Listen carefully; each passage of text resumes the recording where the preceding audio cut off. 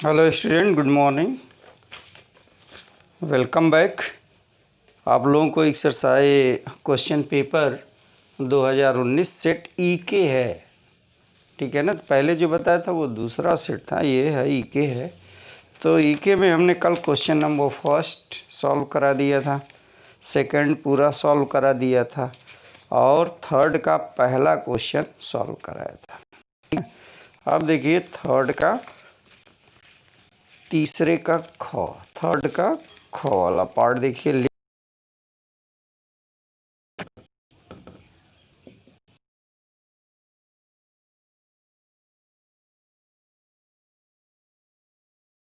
x equal to a cos cube x, y equal to a sine cube x, के theta equal to π/4 पर क्या कीजिए, अभिलंब रेखा की प्रवणता ज्ञात कीजिए। अभिलंब रेखा की प्रवणता ज्ञात कीजिए।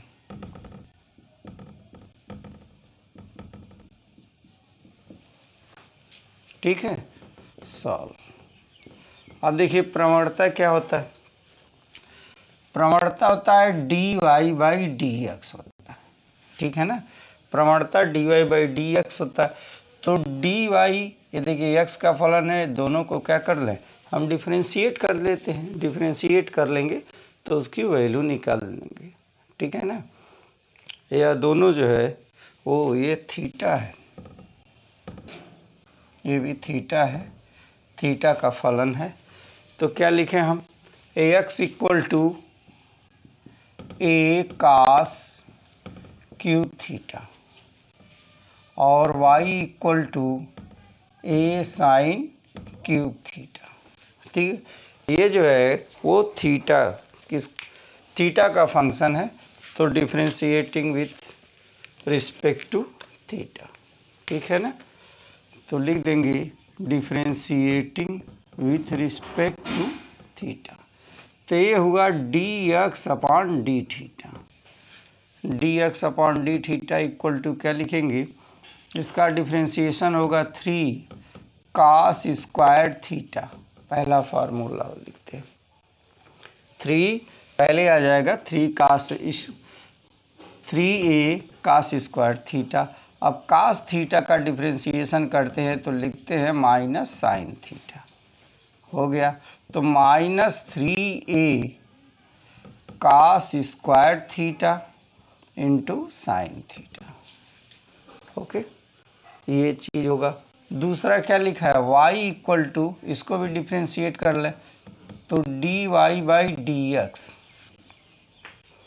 dy/d थीटा होगा equal to 3a sine square theta. Sine square theta, sine theta का क्या होता है, cos थीटा होता है, ठीक है ना।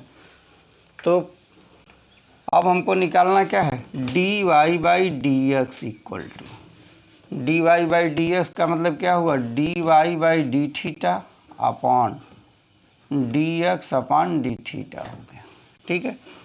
अब dy/d थीटा ये वैल्यू है और d/dx ये वैल्यू है, दोनों को आप रख दें तो क्या होगा, 3a, पहले हम ये रख रहे हैं 3a sine square theta cos theta upon ये क्या होगा, -3a cos square theta sine theta. अब देखिए क्या क्या कट जा रहे हैं, 3a से कट जाएगा, ये साइन है, ये देखिए एक साइन से कट गया और एक कास जो एक कास से कट गया, तो बचा क्या, minus sine theta upon cos theta बचा। तो sine theta upon cos theta क्या होता है, ये होता है माइनस टेन थीटा, ठीक है। अब यहाँ देखिए थीटा इक्वल टू क्या दे रहा है, थीटा इक्वल टू π/4। तो dy by d x equal to किस पर, यहाँ देखिए, equal to theta equal to π/4 पर इक्वल टू, अब यहाँ पे हम क्या रख देंगे, -tan π/4 रख देंगे। जानते हैं tan π/4 की वैल्यू क्या होती है, -1 होती है। ठीक है ना, ये इसकी प्रवणता निकल गई। लेकिन यह कह रहा है लंब रेखा की प्रवणता, तो ये अभिलंब रेखा की प्रवणता कह रहा है, तो यहाँ पर हम क्या लिखेंगे, अतः अभिलंब रेखा की प्रवणता m equal to 1/- dy by d x, यहाँ दिया dy/dx π/4, तो m इक्वल टू हो गया -1/-1, a प्लस हो गया तो m होगा। तो इसकी प्रवणता क्या हो जाएगी, इक्वल टू 1। अतः अभिलंब रेखा की प्रवणता इक्वल टू 1। ठीक है, इस तरह से इस क्वेश्चन को आप सॉल्व करेंगे। अब देखिए क्वेश्चन नंबर कौन सा है, क्वेश्चन नंबर तीसरे का ग। तो ये बात समझ लीजिए कैसे प्रवणता निकालते हैं। प्रवणता dy बाई डी एक्स को ही प्रवणता कहते हैं। प्रवणता के बहुत सारे फार्मूले होते हैं।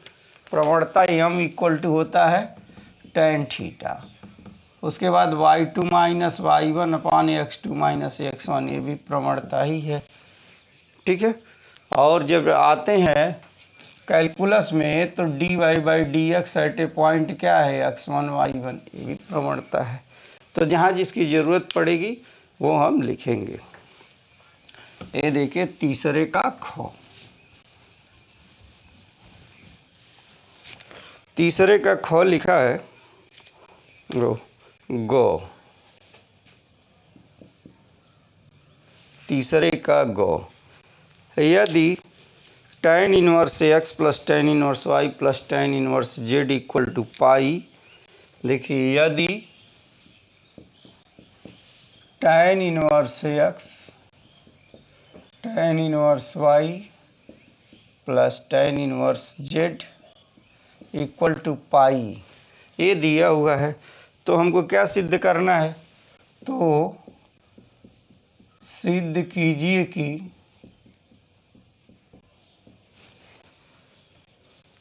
ax plus y plus z equal to ax y z।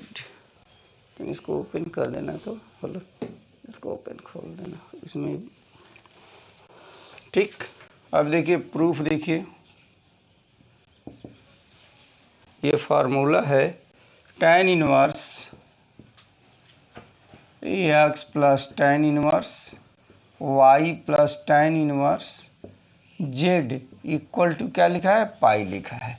इसका फार्मूला आप जानते हैं क्या होगा, क्या होगा, ax plus y plus z minus ax y z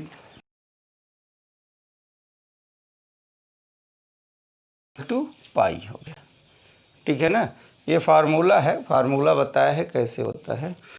तो अब देखिए tan को इधर आप पक्षांतर कर दें, जब इधर पक्षांतर कर देंगे तो क्या लिखेंगे, ax plus y plus z minus x y z upon 1 minus x y y z minus z x equal to tan pi. और tan पाई की वैल्यू क्या होती है, tan पाई की वैल्यू 0 होती है। ठीक, अब 0/1 लिख सकते हैं किसी के नीचे। जब देखिए इसका क्रॉस मल्टीप्लिकेशन करेंगे, या यहाँ एक लाइन और समझ लीजिए, ax plus y plus z minus x y z upon 1 minus x y y z z x equal to 0। 0 है tan पाई की वैल्यू, तो किसी के नीचे 0 के नीचे किसी संख्या के नीचे हम क्या कर सकते हैं, इसमें डाल हम क्या लिख सकते हैं, तिर्यक गुणा कर दें। तिर्यक गुणा करेंगे तो क्या हो जाएगा, यहाँ 1 हो जाएगा, यहाँ 0 होगा, तो पूरा 0 हो गया। तो यहाँ देखें, तो यहाँ पे होगा जब 1 से मल्टीप्लाई करेंगे तो x plus y plus z minus x y z equal to 0, क्योंकि इसमें 0 से मल्टीप्लाई किया है तो 0 हो गया। ठीक है, इसलिए इसको क्या करें, हम उधर कर दें, पक्षांतर कर दें, तो x plus y plus z equal to x y z. देखिए यही चीज़ हमको दिखाना था, यही चीज़ प्रूफ करना है। ठीक है ना, तो ये हो गया आपका क्वेश्चन नंबर तीसरे का गौ। तीसरे में 4 ही क्वेश्चन आते हैं, लेकिन सब जो है वो 2-2 मार्क्स के होते हैं। ठीक है, अब ये दूसरा क्वेश्चन है वो सारणिक से क्वेश्चन है। ये आप फार्मूला याद कर लीजिए, tan inverse x plus tan inverse y plus tan inverse z equal to, ये फार्मूला आता है। ये क्वेश्चन लगाते समय भी बड़ा हेल्पफुल होगा, अब प्लस आगे दिया हुआ। देखिए क्वेश्चन नंबर घ।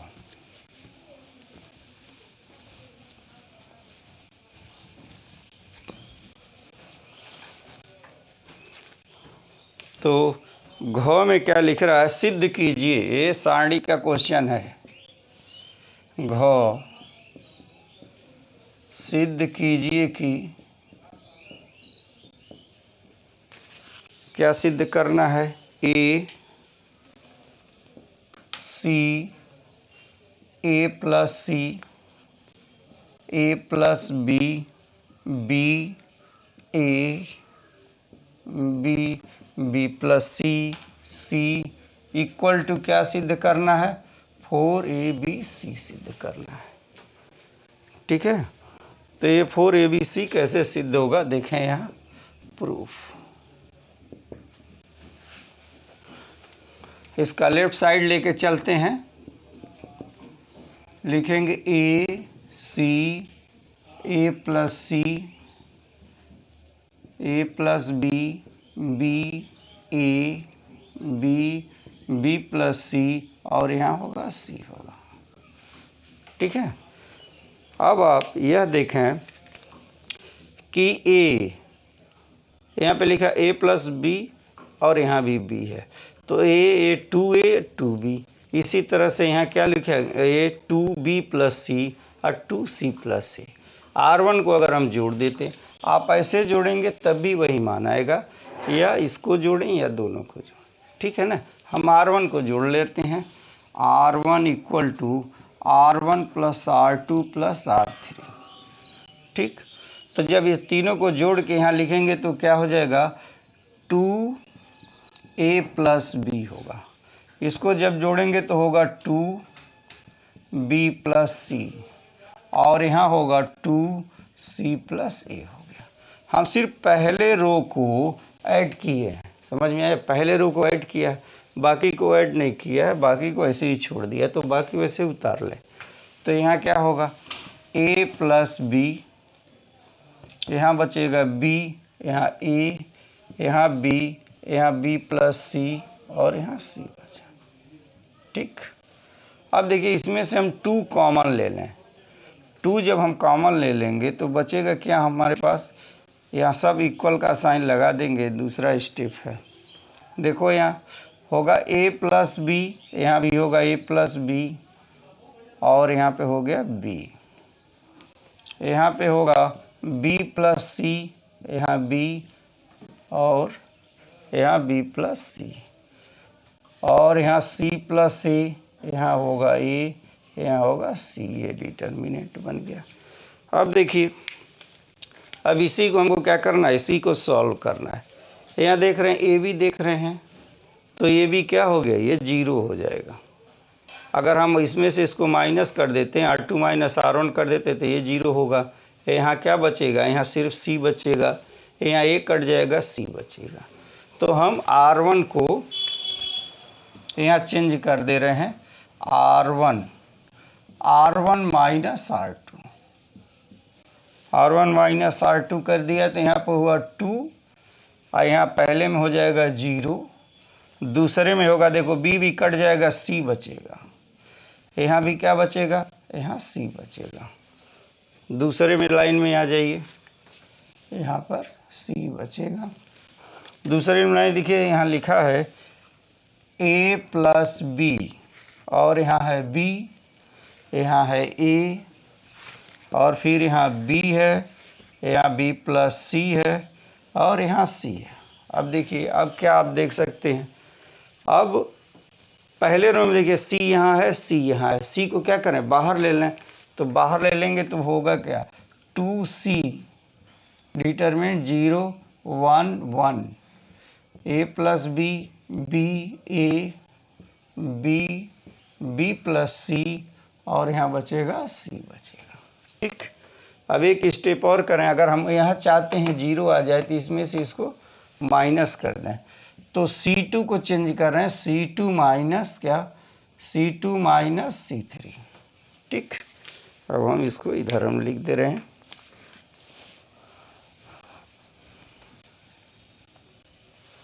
C2 माइनस C3, तो जो बचेगा ये बचेगा 2C डिटरमिनेंट यहाँ 0 बचेगा, इसमें से इसको माइनस करेंगे तो 0 बचेगा, यहाँ 1 बचेगा। फिर देखिए इसमें कुछ नहीं किया तो वही लिख देंगे, a प्लस बी लिख दिया। अब यहाँ होगा, इसमें से इसको माइनस कर रहे हो तो लिखेंगे b माइनस सी, यहाँ a होगा, फिर यहाँ b होगा, यहाँ कोई चेंजिंग नहीं है, और फिर यहाँ पे देखिए इसमें से इसको माइनस करेंगे तो यहाँ c कट जाएगा, सिर्फ बचेगा क्या बचेगा, यहाँ बचेगा b बचेगा, और b बचेगा, यहाँ पे c बचेगा। अब देखिए इन दोनों को इक्वल टू 2c, अब हम इसको तोड़ दें, ओपन कर देते हैं, यहाँ पे देखिए 1 कॉमन ले लें, ये तो 0 कॉमन लिया तो ये दोनों क्या होगा, 0 हो जाएगा। फिर ये भी लें तो 0 पहले ही है, ब्रैकेट के पहले तो सब 0 हो जाएगा। यहाँ आप क्या करें, 1 कॉमन ले लें, 1 कॉमन लेंगे तो ऐसे क्रॉस मल्टीप्लिकेशन होगा, a plus b, b minus b, और यहाँ होगा b माइनस सी, हो गया, बाकी सब 0 हो जाएंगे। 2c ए बी प्लस ये क्या हो जाएगा, b square minus b square, b में बी का मल्टीप्लाई करेंगे, और ये माइनस क्या होगा, प्लस होगा, ए बी हो गया। ये देखिए प्लस ए माइनस दोनों कैंसिल हो गया, 2ab बचा, 2c 2ab equal to multiply कर दें तो होगा 4abc। बहुत इंपॉर्टेंट क्वेश्चन है, वेरी वेरी इंपॉर्टेंट क्वेश्चन, बहुत बार ये क्वेश्चन दिया हुआ। ठीक, तो आप इस तरह से इसको सॉल्व कर लेंगे, ये हो गया प्रूव्ड, यहाँ लिख दें प्रूव्ड। अब देखिए ये क्वेश्चन नंबर क्या खत्म हो गया, ये क्वेश्चन नंबर 3। अब देखिए क्वेश्चन नंबर 4 कहाँ से उठाया है। क्वेश्चन नंबर 4 में भी क्या है, 4 ही क्वेश्चन आते हैं, तो 4 क्वेश्चन दिया है। तो पहला आप व्यू से दिया है, दूसरा डिफरेंशिएशन दिया है। अब देखें क्वेश्चन कैसे सॉल्व करेंगे।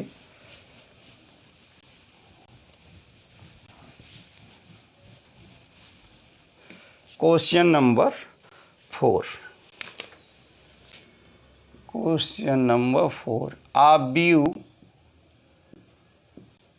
व्यू ये इक्वल टू 1 2 2 माइनस 1, ये आप व्यू है का व्युत्क्रम ज्ञात कीजिए।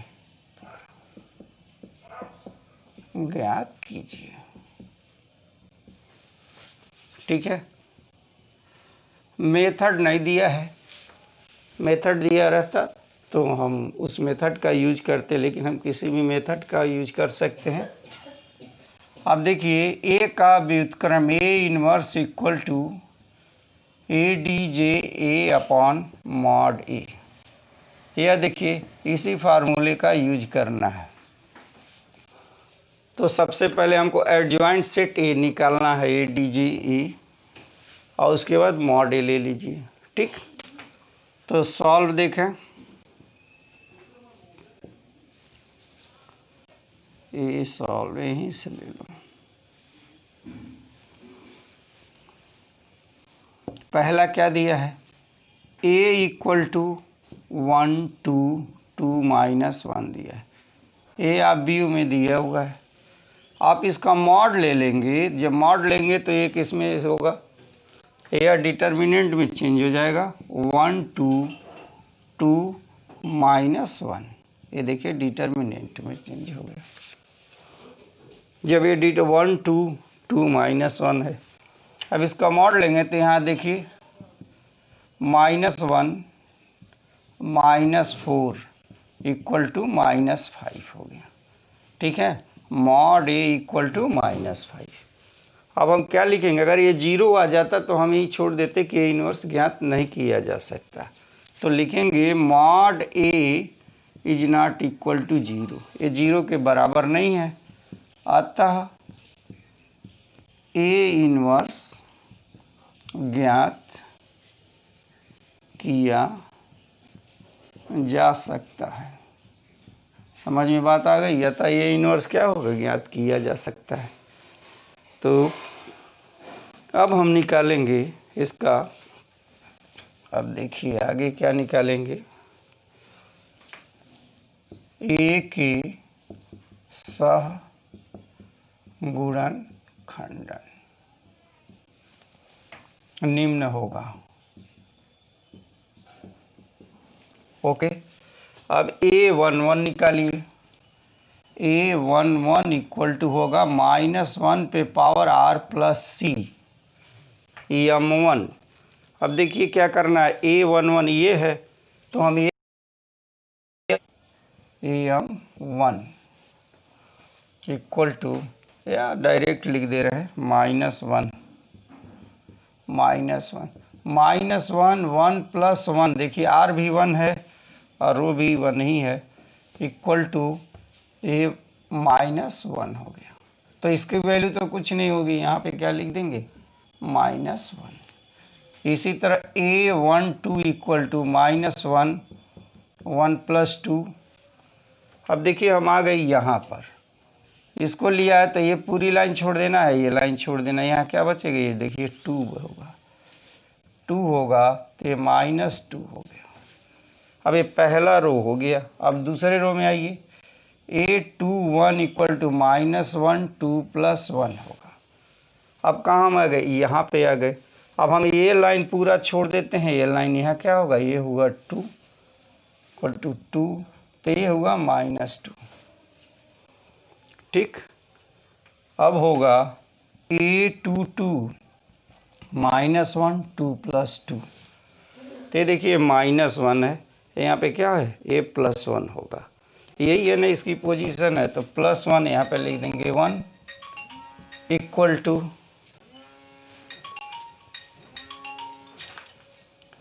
+1 हो गया। ठीक, ये हो गया 1 हो गया। अब हम इसको क्या करेंगे, एक डिटर्मिनेंट में आप लिख देंगे। आप समझ में आ गया कैसे हमने इसको सॉल्व किया। पहला मॉड ए निकाल दिया, मॉड ए 0 के बराबर नहीं है तो ये इनवर्स ज्ञात किया जा सकता है। ए के सगुणनखंड निकाल दिया। अब इसको एक किस में रख देते हैं, एक b इक्वल टू -1 -2 और ये हो गया, आप BU में रख दीजिए। उसके बाद निकालेंगे ADJA इक्वल टू, यानी B' होगा, B' के लिए -1 -2 और ये हो गया 1 हो गया। ठीक है, देखिए एडजॉइंट ए निकाल दिए आप। अब हम निकालेंगे A inverse equal to ADJA upon mod A। Mod A की वैल्यू क्या है, -5 है। ठीक, तो यहाँ लिखेंगे 1 अपॉन -5। ठीक, ये कॉमन हो गया। अब यहाँ पे क्या लिखें, -1 -2 1 हो गया। इसमें से माइनस कॉमन ले लें, तो माइनस कॉमन ले लें तो क्या हो जाएगा, 1 अपॉन 5 हो गया। यहाँ देखिए 1 2 और ये क्या होगा 2 आए -1 हो गया। ये इसका क्या हो गया, आंसर हो गया। समझ में बात आ गई। तो इनवर्स इक्वल टू 1 2 और 2 -1 1 अपॉन 5 हो गया। ठीक है। तो यह देखिए क्वेश्चन नंबर चौथे का एक क है, चौथे का क। अब देखिए चौथे का ख।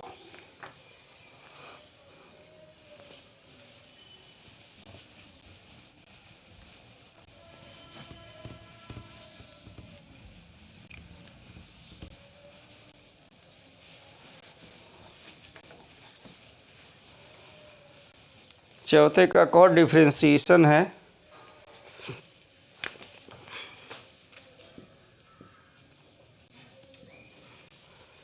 लिखा है यदि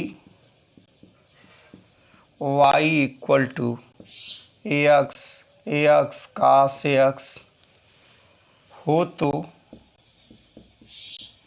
dy बाई dx ज्ञात कीजिए।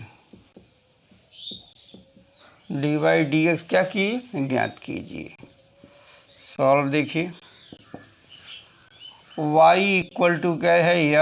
x पे पावर cos ax है। ठीक है, जब भी पावर में होता है तो हम क्या लेते हैं? इसका लॉग ले लीजिए। दोनों तरफ क्या लेने पे? लॉग लेने पर।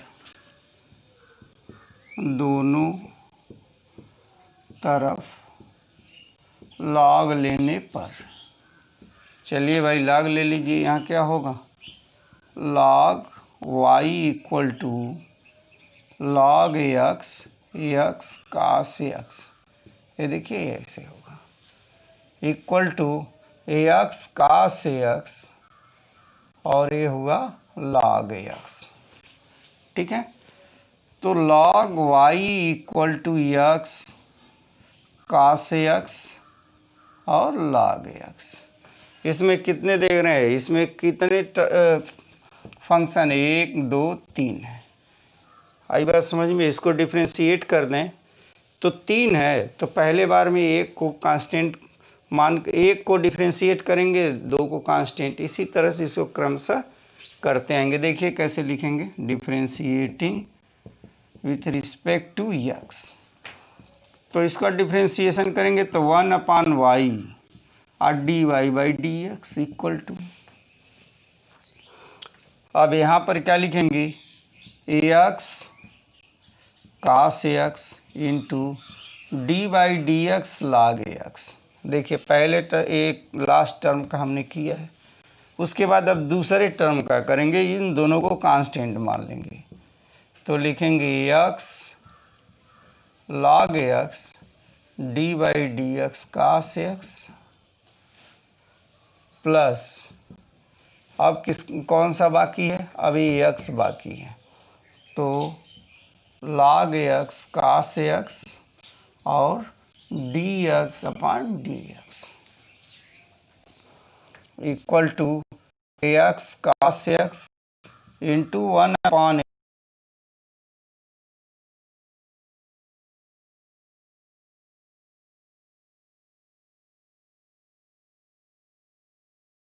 log sin x। और इसका वैल्यू क्या हो जाएगा? 1 हो जाएगा। तो log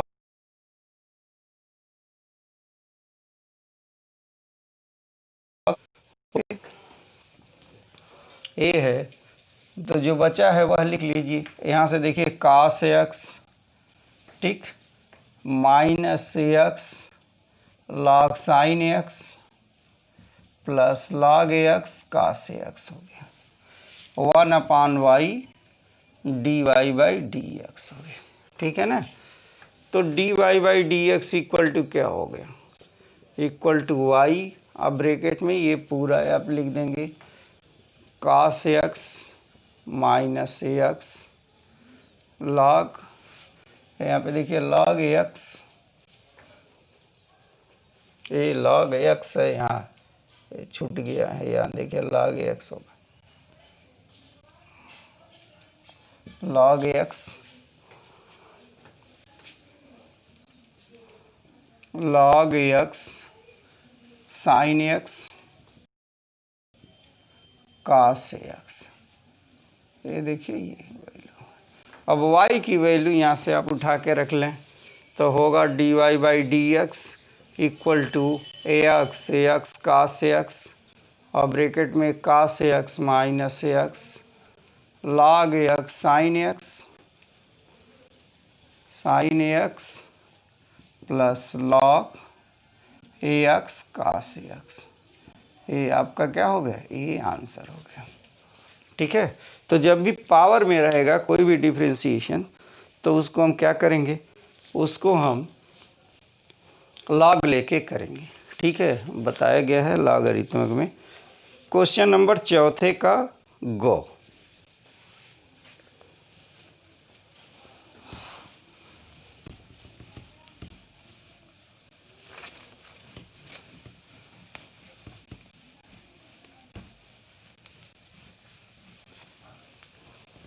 देखिए 4 का गो क्या है। ये तो बहुत बड़ा क्वेश्चन है, लिखने में दिक्कत होगी, लेकिन गो बिंदुओं 2 -5 1 तथा 1 4 -6 को मिलाने वाली रेखा पर उस बिंदु के निर्देशांक ज्ञात कीजिए जो उस रेखा को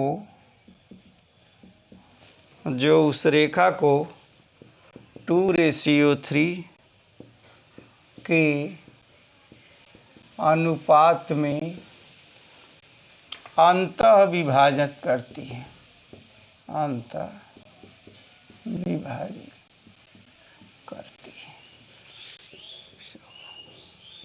ठीक है, ये मान लिया कि बिंदु ए, यहाँ देखिए मान लिया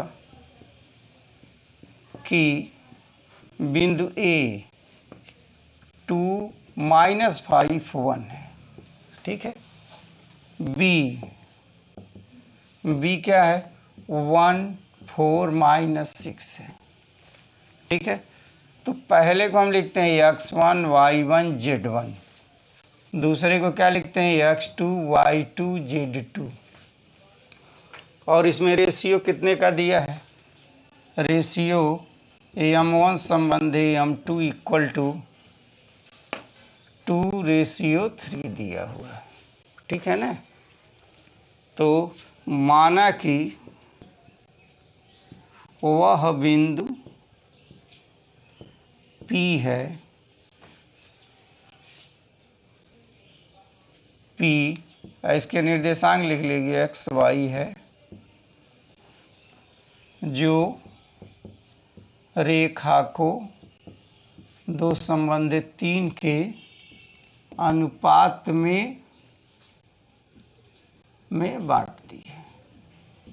समझ में बात आ गई। तो पहला बिंदु क्या होता है, x होता है। यहाँ देखिए 3D में एक क्वेश्चन है, इस तरह के क्वेश्चन फर्स्ट ईयर में बताए गए थे। तो ये देखिए x इक्वल टू क्या लिखते हैं, m2 x1 plus m1 x2 upon m1 plus m2। ये हुआ x कोऑर्डिनेट, y कोऑर्डिनेट क्या होगा, m2 y1 plus m1 y2 upon m1 plus m2। z coordinate क्या होगा, m2 z1 plus m1 z1 upon m1 plus m2 हो गया। समझ में बात आ गई। अब सब जगह यह m1 m2 x y z देखिए आपको लिखे हुए हैं बोर्ड पे, वह चीज़ रख दीजिए तो x y और z का मान निकल जाएगा। ठीक है, तो x इक्वल टू देखिए m2 की वैल्यू क्या होगा, m2 की वैल्यू है 3 into x1 equal to 2 plus m1 क्या है m1 2 है इंटू ax2 देखिए यहाँ 1 है upon m1 plus m2 2 plus 3 हो गया। तो ये हुआ देखिए 3 दूना 6 और 2 8, तो हो गया 8/5। ये देखिए x की वैल्यू फाइंड हो गई। यहाँ आ जाइए y की वैल्यू के लिए m2 देखिए 3 इंटू y1 यहाँ है -5 प्लस m1 देखिए 2 है इंटू y2 यहाँ है 4 है अपॉन यहाँ 2 प्लस 3, तो 5 आई 15 -15 प्लस 8/5 हो गया। तो 15 में से ये 8 घट जाएगा तो -7/5 होगा। ठीक, अब आ जाइए जेड में आ जाइए। तो जेड में करेंगे तो क्या होगा m2 equal to 3 into Z1 देखिए 1 है 1 प्लस m1 2 है इंटू Z1 Z यहाँ है यहाँ Z2 होगा। ठीक है, तो m1 2 और Z2 कितना है -6 है, तो -6 हो गया अपॉन 2 प्लस 3 हो गया। ये देखिए कितना होगा 3 -6 दूना 12 हो गया बटे 5 हो गया। तो 12 में से 5 घटाएंगे -9/5 हो गया। ये 9/5 आंसर हो गया इसका। ठीक है ना, तो बिंदु P क्या हो गया 5/8 7/8, अतः P इक्वल टू आप लिख लेंगे क्या है 8/5 कॉमा -7/5 और -9/5।